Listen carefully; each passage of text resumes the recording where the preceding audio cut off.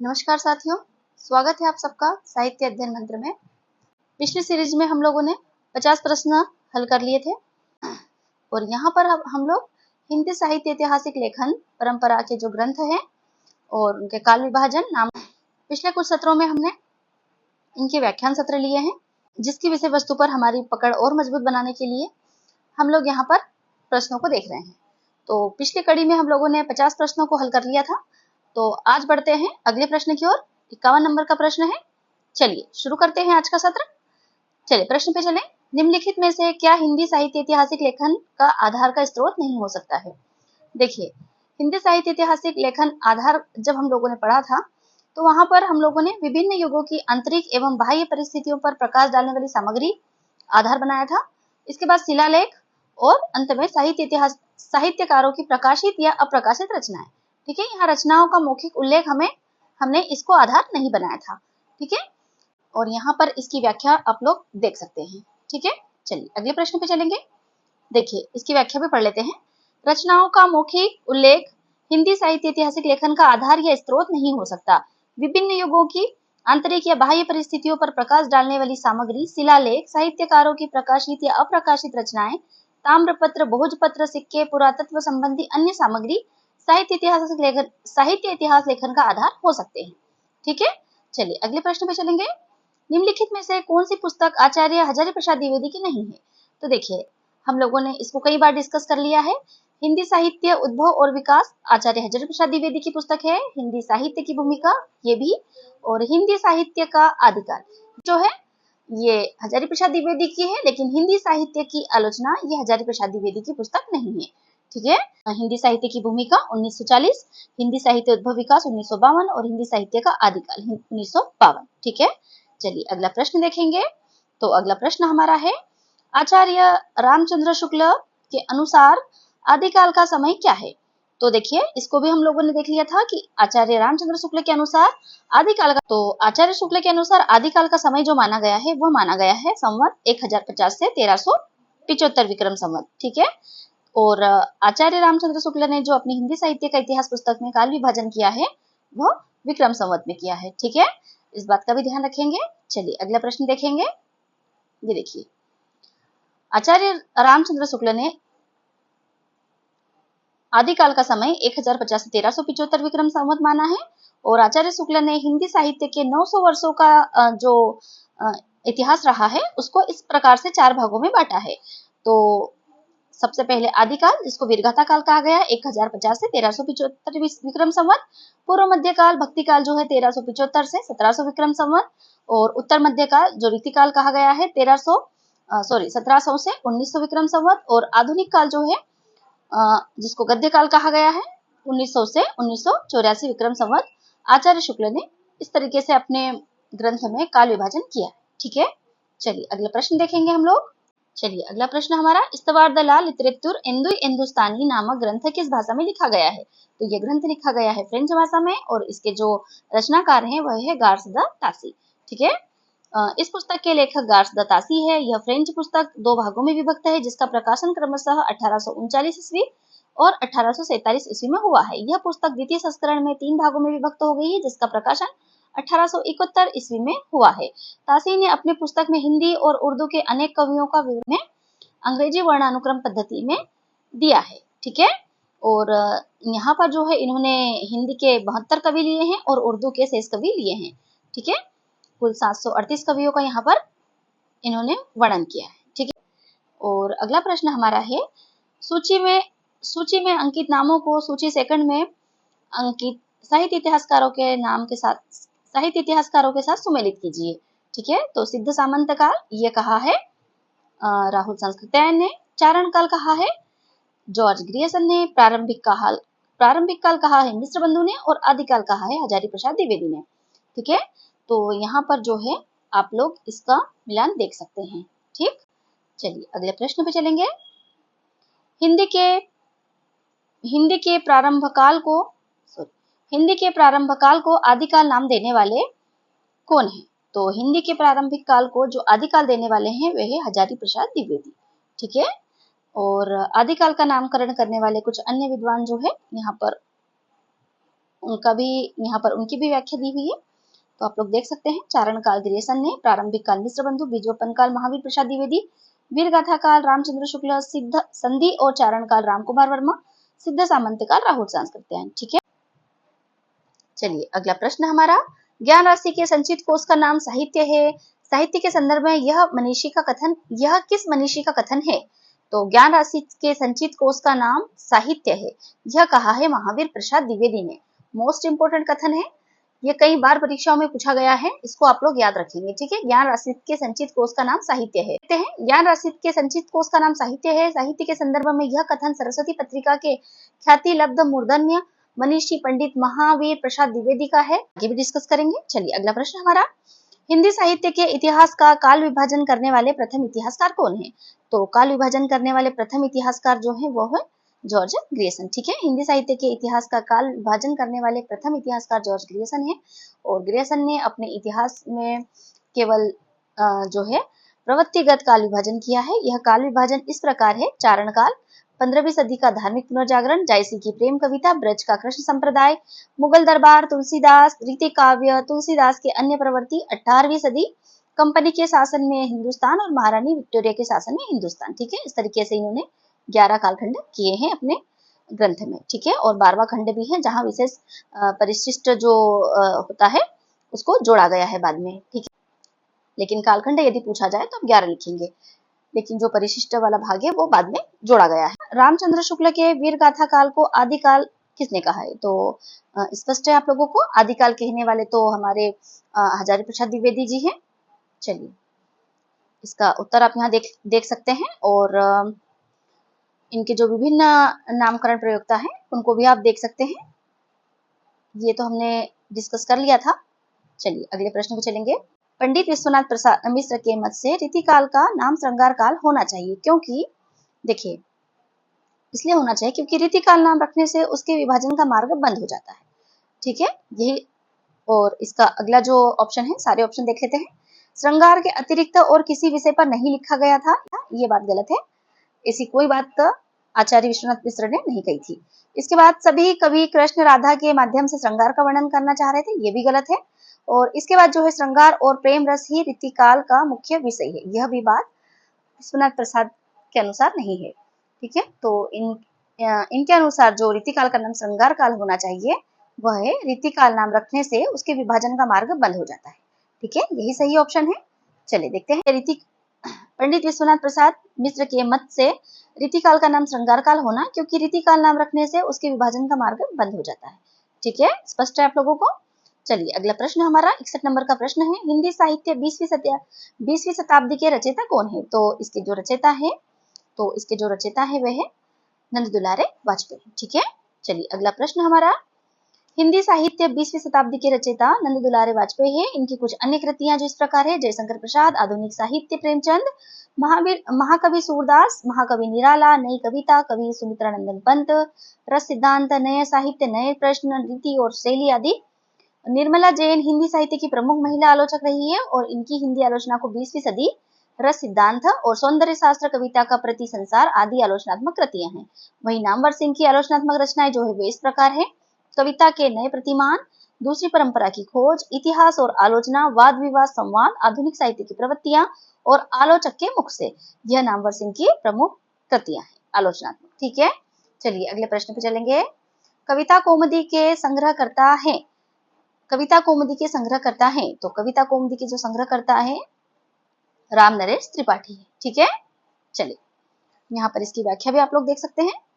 देखिए, कविता कौमुदी के संग्रहकर्ता राम नरेश त्रिपाठी हैं। कविता कौमुदी में 15,000 से अधिक लोकगीतों का संग्रह है। इसमें काव्य के विविध रूपों, सोहर, कजरी, बिरहा, विवाह गीत, विदाई गीत आदि शामिल है। राम नरेश त्रिपाठी स्वच्छंदतावादी कवि हैं। मोस्ट इंपोर्टेंट लाइन, स्वच्छंदतावादी कवि राम नरेश त्रिपाठी। ठीक है, इन्होंने मिलन, पथिक और स्वप्न, ये तीनों रचनाएं बहुत इंपॉर्टेंट है इनकी, मिलन, पथिक और स्वप्न शीर्षक से 3 काल्पनिक खंड काव्य लिखे हैं। राम नरेश त्रिपाठी के कविता कौमुदी शीर्षक से 8 भागों में ग्राम गीतों, उर्दू, बंगला एवं संस्कृत की कविताओं का संकलन एवं संपादन किया है। ठीक है, तो इसे याद रखेंगे, इसको हम लोग आगे भी और अच्छे से डिस्कस करेंगे। मिश्र बंधुओं में शामिल नहीं है। तो हम लोगों ने इसको देखा था, सुख श्याम गणेश जो तीनों भाई हैं वो मिश्र बंधुओं में शामिल है। तो यहाँ हम देख सकते हैं गणेश बिहारी, श्याम बिहारी और सुखदेव बिहारी, ये तीनों मिश्र बंधु है, लेकिन केशव बिहारी मिश्र बंधुओं में शामिल नहीं है। ठीक है, चलिए और अगला प्रश्न हमारा, मिश्र बंधुओं के अनुसार हिंदी का प्रथम गद्य लेखक है। तो मिश्र बंधुओं के अनुसार हिंदी का प्रथम गद्य लेखक माना गया है गोरखनाथ को। ठीक, तो गोरखनाथ को नाथ साहित्य का आरंभकर्ता माना जाता है। गोरखनाथ की रचनाओं को पीताम्बर दत्त बड़थवाल ने गोरखबाणी में संपादित किया था और सरहपा को हिंदी का प्रथम कवि स्वीकार किया गया है। और सरहपा को किसने प्रथम कवि स्वीकार सबसे पहले किया था? तो ये किया था राहुल संस्कृत्यायन ने। ठीक है, चलिए मिश्र बंधुओं के अनुसार गोरखनाथ है, इस बात का ध्यान रखेंगे। चलिए अगला प्रश्न हमारा है, हिंदी साहित्य के इतिहास ग्रंथ की रचना निम्नलिखित में से सबसे पहले किसने की थी? तो हिंदी साहित्य के इतिहास ग्रंथ की रचना जो है सबसे पहले की थी शिव सिंह सेंगर ने। विकल्प में दिए गए लेखकों में शिव सिंह सेंगर ने सबसे पहले इतिहास ग्रंथ लिखा है। इन्होंने 1883 ईस्वी में शिव सिंह सरोज नाम से इतिहास ग्रंथ लिखा है, जिसमें लगभग 1000 कवि भाषा कवियों का वर्णन मिलता है। जॉर्ज ग्रियर्सन ने the modern vernacular literature of northern 88 ईस्वी में, मिश्र बंधु विनोद 1913 ईस्वी में और आचार्य रामचंद्र शुक्ल ने हिंदी साहित्य इतिहास 1929 ईस्वी नामक इतिहास ग्रंथ लिखे हैं। ठीक है, चलिए अगला प्रश्न हमारा, शिव सिंह सरोज का रचनाकाल है। तो शिव सिंह सरोज का रचनाकाल 1843, तो शिव सिंह सरोज का रचनाकाल 1883 में। ठीक है, तो चलिए अगला प्रश्न हमारा, निम्नलिखित में से किस रचनाकाल ने अपना लेखक गद्य तक ही सीमित रखा था? तो इनमें जो थे ये थे प्रेमचंद, इन्होंने अपना लेखन जो है गद्य तक ही सीमित रखा था। और इसके अलावा जो है रामविलास शर्मा, रामचंद्र शुक्ला, डॉक्टर नगेंद्र ने गद्य और पद्य दोनों विधाओं में रचनाकारी की। ठीक है, चलिए अगले प्रश्न पे चलेंगे। 68 नंबर का हमारा प्रश्न है, अपभ्रंश को पुरानी हिंदी सर्वप्रथम किसने कहा है? तो अपभ्रंश को पुरानी हिंदी कहने वाले हैं चंद्रधर शर्मा गुलेरी। ठीक है, अपभ्रंश को पुरानी हिंदी सर्वप्रथम चंद्रधर शर्मा गुलेरी ने कहा है। गुलेरी जी के प्रसिद्धि का कारण उनकी कहानी, उसने कहा था है इसे एक औपन्यासिक कहानी माना जाता है। कछुआ धर्म एवं मारेसी मोही कुठाव इनके प्रमुख निबंध है। ठीक है, तो ये गुलेरी जी के बारे में हमें जानकारी ध्यान रखना है। ठीक है, चलिए अगला प्रश्न हमारा, जैसे पुराना चावल ही बड़े आदमियों को के खाने योग्य समझा जाता है, वैसे ही अपने समय से कुछ पुरानी पड़ी हुई परंपरा के गौरव से युक्त भाषा ही पुस्तक रचने वालों के व्यवहार योग्य समझी जाती है। रामचंद्र शुक्ल का उपयुक्त कथन हिंदी साहित्य का इतिहास के आदिकाल के किस प्रकरण से संबंधित है? देखिए ये यूजीसी नेट 2019 में। ठीक है, और इसका जो जवाब है वो है प्रकरण 4 में ये बात कही है। पुराने चावल वाली बात कहाँ कही है इन्होंने? तो प्रकरण 4 में कही है। ठीक है, जैसे पुराना चावल ही बड़े आदमियों के खाने योग्य समझा जाता है, वैसे ही अपने समय से कुछ पुरानी पड़ी हुई परंपरा के गौरव से युक्त भाषा ही पुस्तक रचने वालों के व्यवहार योग्य समझी जाती है। रामचंद्र शुक्ल का कथन आदिकाल के प्रकरण 4 से है। ठीक, चलिए अगला प्रश्न देखेंगे। अगला प्रश्न हमारा प्रश्न संख्या 70 है। रामचंद्र शुक्ल ने वीर गाथा काल की सीमा क्या मानी है? तो स्पष्ट है आप लोगों को, आचार्य रामचंद्र शुक्ल ने वीर गाथा काल की सीमा 1050 से 1375 मानी है। तो इसका जो जवाब है वो है 1000 ईस्वी से 1350 ईस्वी। ठीक है, वैसे यहाँ 1050 विक्रम संवत, लेकिन ईस्वी में है तो 1050 में से जब हम लोग 1050 जो है, जब इसमें से हम लोग 57 माइनस करते हैं तो यहाँ हमारे पास बच जाता है 993, और जब 993 जब हम देखते हैं तो ये होता है ईस्वी में। ठीक है, तो 993 ईस्वी जो है इसका समय माना गया है, लेकिन यहाँ लगभग में 1000 माना गया है। ठीक है, ईस्वी से 1350 ईस्वी माना जाता है। ठीक है, आचार्य शुक्ल के अनुसार काल विभाजन इस प्रकार है, ये विक्रम संवत में इन्होंने काल विभाजन दिया है, इसको आप लोग ध्यान रखेंगे। चलिए अगला प्रश्न हमारा है, हिंदी शब्द सागर संपादित ग्रंथ है। तो हिंदी शब्द सागर संपादित ग्रंथ जो है वो है श्याम सुंदर दास के द्वारा। ठीक है, हिंदी शब्द सागर नामक श्याम सुंदर दास द्वारा संपादित काशी नागरी प्रचारणी सभा द्वारा प्रकाशित किया गया था। आचार्य रामचंद्र शुक्ल द्वारा रचित हिंदी साहित्य का इतिहास 1929 ईस्वी में हिंदी शब्द सागर की भूमिका के रूप में प्रकाशित हुआ था। हिंदी वैज्ञानिक कोश पृथ्वीराज रासो, छत्र प्रकाश इंद्रावती इंद्रावती, हम्मीर रासो, परमाल रासो, रानी केतकी की कहानी आदि कृतियों का संपादन भी श्याम सुंदर दास ने किया है। मोस्ट इंपोर्टेंट है, याद रखना है आप लोगों को। ठीक है, अगला प्रश्न हमारा, हिंदी साहित्य की भूमिका पुस्तक के लेखक कौन है? तो हिंदी साहित्य की भूमिका पुस्तक के लेखक हजारी प्रसाद द्विवेदी है। नो डाउट इनके 3 इतिहास ग्रंथ है जिन पर हम लोगों ने कई बार चर्चा कर ली है। चलिए देखिए कितनी बार प्रश्न पूछा गया है। अगले प्रश्न पे चलेंगे, हमारा अगला प्रश्न आज का,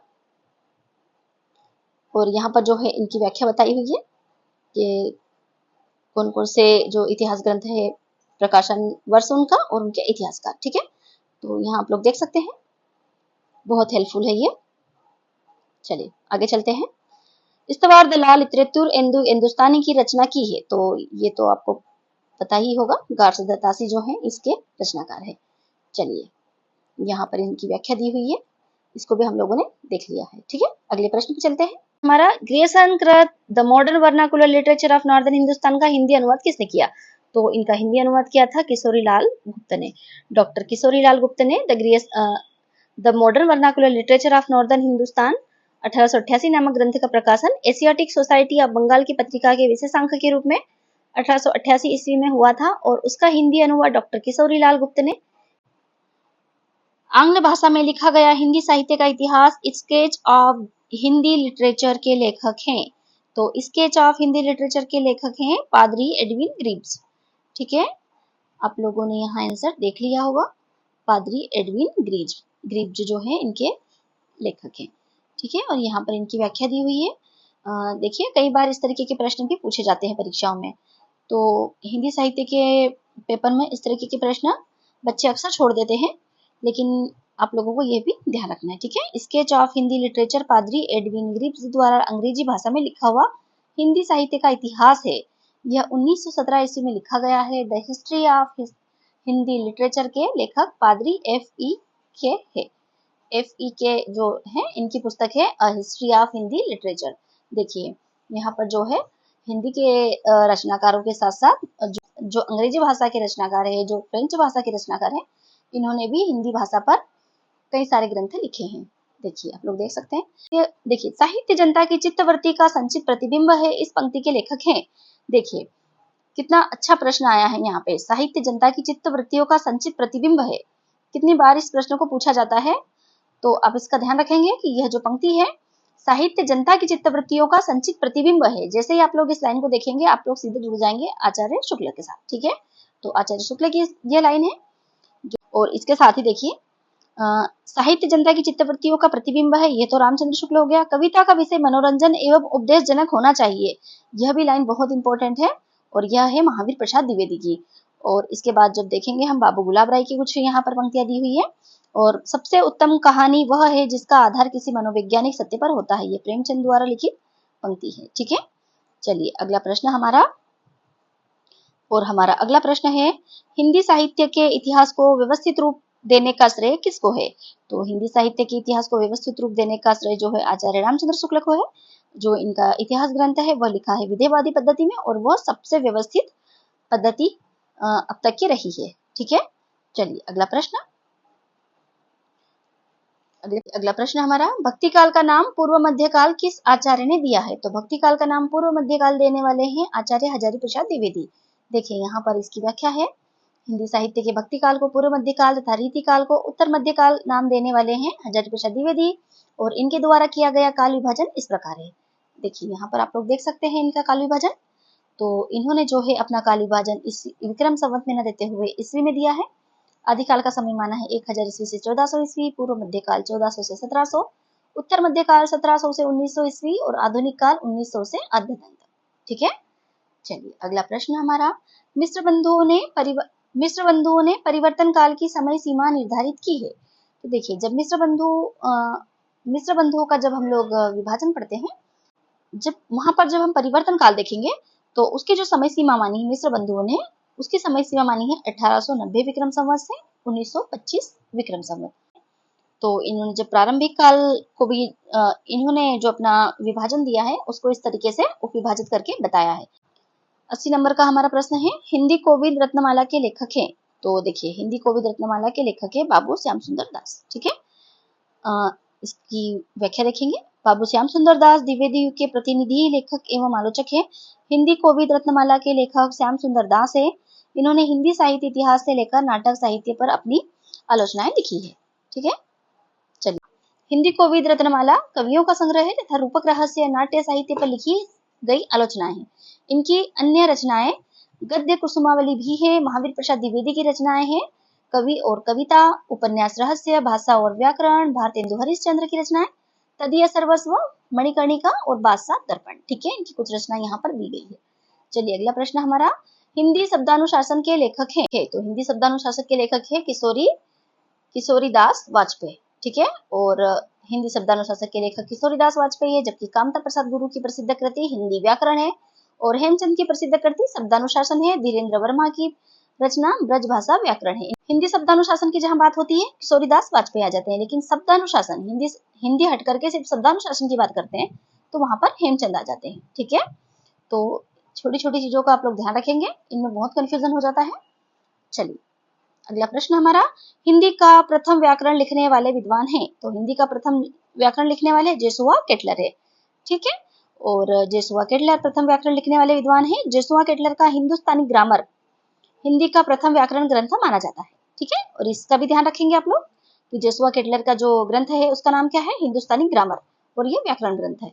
ठीक है, चलिए अगला प्रश्न, a history of Hindi literature के लेखक कौन है। तो हिस्ट्री ऑफ हिंदी लिटरेचर के लेखक है फ्रैंक ई के। देखिए यहाँ इसकी व्याख्या है, a history of Hindi literature के लेखक फ्रेंच ई के है। जॉर्ज अब्राहिम ग्रेसन ने the modern vernacular literature of Hindustan लिखा था। आचार्य रामचंद्र शुक्ल ने हिंदी साहित्य का इतिहास नामक पुस्तकें लिखी हैं। यहाँ इनकी व्याख्या भी दी हुई है। चलिए आगे देखते हैं, आचार्य रामचंद्र शुक्ल के द्वितीय उत्थान का समय क्या माना है। द्वितीय उत्थान का समय कब से कब तक तय किया है। तो आचार्य रामचंद्र शुक्ल ने द्वितीय उत्थान का समय माना है 1893 से 1918 ईस्वी। ठीक है, जब आचार्य शुक्ल का हम लोग काल विभाजन देखते हैं तो वहां पर जब हम लोग आधुनिक काल का विभाजन देखते हैं तो वहां पर प्रथम उत्थान, द्वितीय उत्थान, तृतीय उत्थान और इस तरीके से इन्होंने विभाजित किया है। तो वहां पर जब इन्होंने प्रथम उत्थान का समय माना है 1925 से 1950 ईस्वी में देखा जाए तो 1868 ईस्वी से 1893 ईस्वी तक, और द्वितीय उत्थान का समय 1950 से 1975, और कई बार ईस्वी में पूछ लिया जाता है तो आप लोग इसको भी याद रखेंगे। और तृतीय उत्थान का समय 1975 से अब तक है, और ईस्वी में देखें तो 1918 से अब तक है। चलिए ये हो गया हमारा, आगे चलते हैं। यद्यपि मैं खुद उर्दू का बड़ा पक्षपाती हूँ, लेकिन मेरे विचार में हिंदी को विभाषा या बोली कहना उचित नहीं है। कथन किसका है। देखिए यहाँ पर जो है हिंदू के पक्षपाती भी खुद को बता रहे हैं और हिंदी को जो है बोली या विभाषा कहना उचित नहीं है, इस तरीके का कथन दे रहे हैं। तो इस तरीके का जो इस प्रकार का कथन देने वाले विद्वान हैं वह है गारसदा तासी। ठीक है, देखिए गारसदा तासी जो है एक फ्रांसीसी विद्वान थे जो पेरिस के हिंदुस्तानी या उर्दू के लेखक थे। ठीक है, अब देखिए हिंदुस्तानी में उर्दू प्लस हिंदी दोनों का मिश्रण होता है हिंदुस्तानी। ठीक है, तो इनके लेखक थे। इन्होंने 1896 ईस्वी में हिंदुस्तानी साहित्य का इतिहास लिखा था। इसमें उर्दू के कवियों के साथ हिंदी के कुछ विद्वान कवियों का उल्लेख किया था। 1919 ईस्वी में अपने व्याख्यान में इन्होंने हिंदी और उर्दू दोनों भाषाओं की युगपत सत्ता इन शब्दों में स्वीकार की थी और कहा था कि यद्यपि मैं हिंदी उर्दू का बड़ा पक्षपाती हूँ, लेकिन मेरे विचार से हिंदी को विभाषा या बोली कहना उचित नहीं है। ठीक है, अगला प्रश्न हमारा है, आचार्य रामचंद्र शुक्ल ने प्रथम उत्थान का समय कब से कब तक माना है। तो देखिए अभी हम लोगों ने इसको अभी हम लोगों ने देखा था कि जब आचार्य शुक्ल ने आधुनिक काल का विभाजन किया था तो किस तरह से प्रथम उत्थान, द्वितीय उत्थान और इस तरीके से उन्होंने विभाजन किया था। तो इन्होंने जो प्रथम उत्थान का समय माना था 1868 ईस्वी से 1893 ईस्वी तक। ठीक है, तो आप लोगों ने अभी इसको देख लिया है। विक्रम संवत से 1925, इसको हम लोग यदि संवत में देखेंगे तो इसको हम देखेंगे 1925 विक्रम संवत से 1950 विक्रम संवत। ठीक है, यह इनका विक्रम संवत में समय माना जाएगा, और वहीं पे जो हम इसी में देखेंगे तो यह 50 विक्रम संवत। ठीक है, चलिए अगला प्रश्न, लेखक कौन है। तो पुरानी हिंदी ग्रंथ के लेखक है चंद्रधर शर्मा गुलेरी, और अपभ्रंश को पुरानी हिंदी कहने वाले भी जो विद्वान है वो भी है चंद्रधर शर्मा गुलेरी। ठीक है, चलिए देख सकते हैं पुरानी हिंदी ग्रंथ के लेखक चंद्रधर शर्मा गुलेरी है। अन्य लेखकों इतिहास ग्रंथ इस प्रकार है। नवीन नवीन विलोचन शर्मा जो है इनका ग्रंथ है साहित्य का इतिहास दर्शन, रामचंद्र शुक्ल का हिंदी साहित्य का इतिहास, हजारी प्रसाद द्विवेदी का हिंदी साहित्य की भूमिका। ठीक है, चलिए अगला प्रश्न हमारा हिंदी साहित्य का चलिए अगला प्रश्न हमारा हिंदी साहित्य का दूसरा इतिहास ग्रंथ के लेखक कौन है? तो देखिए हिंदी तो जब दूसरा साहित्य की बात होती है तो वहां आते हैं बच्चन सिंह। ठीक है, और हिंदी साहित्य का दूसरा इतिहास ग्रंथ के लेखक बच्चन सिंह है। और कुछ अन्य लेखकों के ग्रंथ इस प्रकार है, जैसे यहाँ नामवर सिंह है, सुमन राजे है और दुधनाथ सिंह है। तो इनके ग्रंथों को भी देखते हैं। देखिए नामवर सिंह का जो ग्रंथ है आधुनिक हिंदी साहित्य की प्रवृत्तियां, सुमन राजे का जो ग्रंथ है हिंदी साहित्य का आधा इतिहास मोस्ट इंपोर्टेंट, और बच्चन सिंह का आप लोग देख चुके हैं आधुनिक हिंदी साहित्य का इतिहास। ठीक है, और हिंदी साहित्य का दूसरा इतिहास, ये दोनों ग्रंथ बच्चन सिंह के। ठीक है, चलिए अगला प्रश्न हमारा हिंदी साहित्य का आधा इतिहास। देखिए अभी हमने यही पढ़ा है कि हिंदी साहित्य का आधा इतिहास जो है सुमन राजे का है। ठीक है, देखिए ये इस तरीके के प्रश्न परीक्षा में अक्सर पूछ लिए जाते हैं। हिंदी साहित्य का आधा इतिहास 2003 का ग्रंथ है और ये इनके ग्रंथकार जो है सुमन राजे। हिंदी भाषा और साहित्य के जो है डॉक्टर श्याम सुंदर दास और modern Hindi literature doctor Indranath Madan.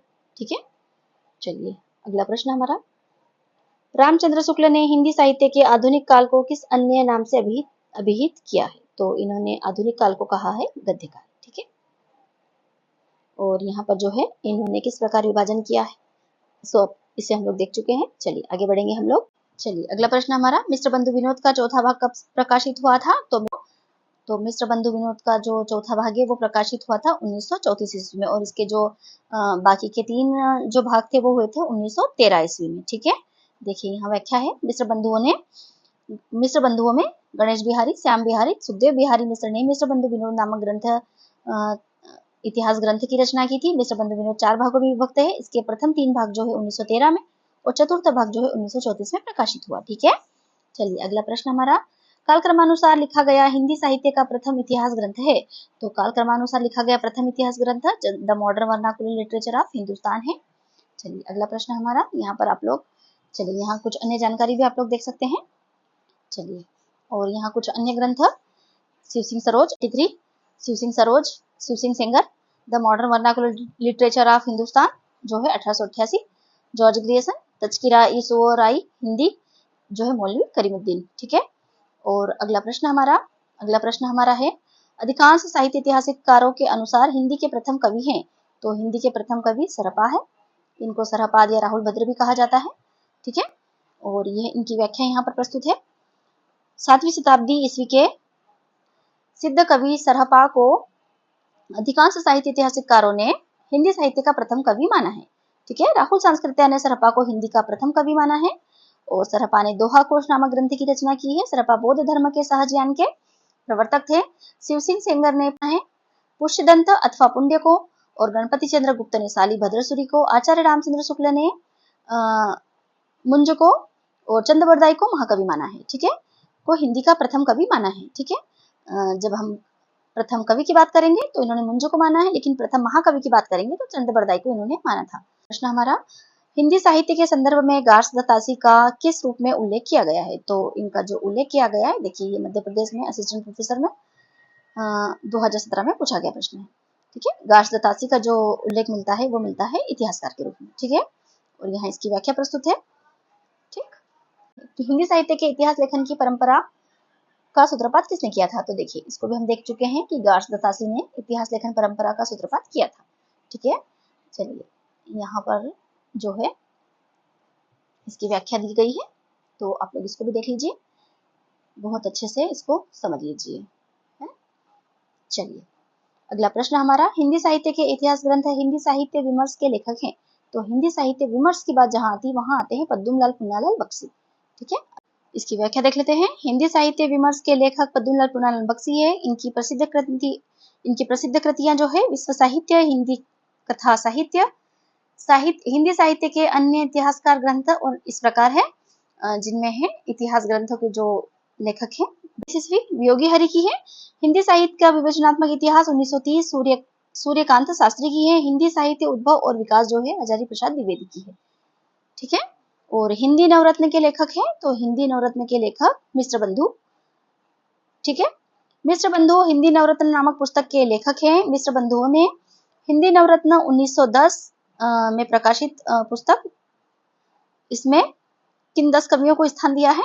तो इसमें जो है सबसे पहले इन्होंने स्थान दिया है तुलसीदास को, फिर सूरदास, फिर महाकवि देव और बिहारी लाल, त्रिपाठी बंधु में भूषण और मतीराम को, और वहीं केशवदास के बाद कबीरदास को और चंद्रबरदाई, और अंत में दिया है भारतेंदु हरिश्चंद्र को। ठीक है, तो यहीं पर जो है यहीं से विवाद शुरू हुआ है, बिहारी बड़े या देव, क्योंकि यहाँ पर इन्होंने बिहारी से पहले देव को रख दिया था, और यह मिश्र बंधु जो थे ये बिहारी से बड़ा देव को मानते थे। ठीक है, और यहाँ इसी पुस्तक से विवाद उत्पन्न हुआ है कि देव बड़े हैं या बिहारी बड़े हैं।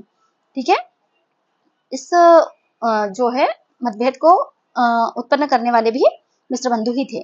ठीक, अगला प्रश्न हमारा सूची 1 का सूची 2 के साथ मिलान कीजिए और दिए गए प्रश्नों को पुट के साथ उत्तर का चयन कीजिए। ठीक है, चलिए देखते हैं। देखिए यहाँ दिया है आचार्य रामचंद्र शुक्ला, तो इन्होंने क्या नामकरण दिया है? इन्होंने दिया है वीरगाथा। हजारी प्रसाद द्विवेदी का जो नाम है वो है आदिकाल। राहुल सांस्कृत्यायन ने कहा है सिद्ध सामंत काल, और मिश्र बंधुओं ने कहा है प्रारंभिक काल। ठीक है, ये आदिकाल के संदर्भ में नामकरण की बात हो रही है। चलिए इसकी व्याख्या देखते हैं। देखिए इसकी व्याख्या यहाँ प्रस्तुत की गई है। रामचंद्र शुक्ल वीरगाथा काल, हजारी प्रसाद द्विवेदी आदिकाल, राहुल सांस्कृत्यायन सिद्ध सामंत काल और मिश्र बंधु प्रारंभिक काल। ठीक है, चलिए अगला प्रश्न हमारा, आचार्य रामचंद्र शुक्ल ने हिंदी साहित्य का इतिहास के आधुनिक गद्य साहित्य परंपरा का प्रवर्तन के अंतर्गत प्रथम उत्थान की कालावधि निर्धारित की है। तो देखिए हिंदी साहित्य का इतिहास में उन्होंने आधुनिक गद्य साहित्य की परंपरा का प्रवर्तन जिस खंड में किया है वहां पर प्रथम उत्थान की उन्होंने अवधि क्या मानी है? ठीक है, तो उन्होंने प्रथम उत्थान का जो समय माना है 1925 से 1950 विक्रम संवत। चलिए, तो ये प्रथम उत्थान काल का समय माना है, और यहाँ इसकी व्याख्या दी हुई है। आचार्य रामचंद्र शुक्ल ने भारतेंदु हरिश्चंद्र के रचना काल को दृष्टि में रखकर संवत 1925 से 1950 विक्रमी तक की अवधि को प्रथम उत्थान काल माना है। इस काल में हरिश्चंद्र और उनके सहयोगी लेखक मंडलों द्वारा आधुनिक गद्य परंपरा का समृद्ध परिवर्तन हो चुका था। उसके अवदान पर वर्तमान का गद्य साहित्य टिका हुआ है। ठीक है, चलिए अगला प्रश्न हमारा, साहित्य का इतिहास दर्शन किसका ग्रंथ है? तो साहित्य का इतिहास दर्शन जो ग्रंथ है वो है नलिन विलोचन शर्मा का। ठीक है, और यहाँ इसकी व्याख्या देख सकते हैं आप लोग। चलिए, साहित्य का इतिहास दर्शन नलिन विलोचन शर्मा द्वारा लिखित हिंदी साहित्य ऐतिहासिक ग्रंथ है। अन्य इतिहास ग्रंथ इस प्रकार है। हिंदी साहित्य का इतिहास, डॉक्टर नगेंद्र, संपादक है हिंदी साहित्य 20वीं सदी, दंत दुलारे वाजपेयी। ठीक, तो यहाँ 50 प्रश्न कंप्लीट कर लिए हैं। ठीक है, और इसके आने वाले सत्र में हम आगे के और कुछ प्रश्नों को सॉल्व करेंगे। तो चलिए मिलते हैं फिर अगले सत्र में, और ये 101 नंबर से मैं आपको अगले सत्र में करवाने वाली हूँ। ठीक है, चलिए मिलते हैं अगले सत्र में। नमस्कार।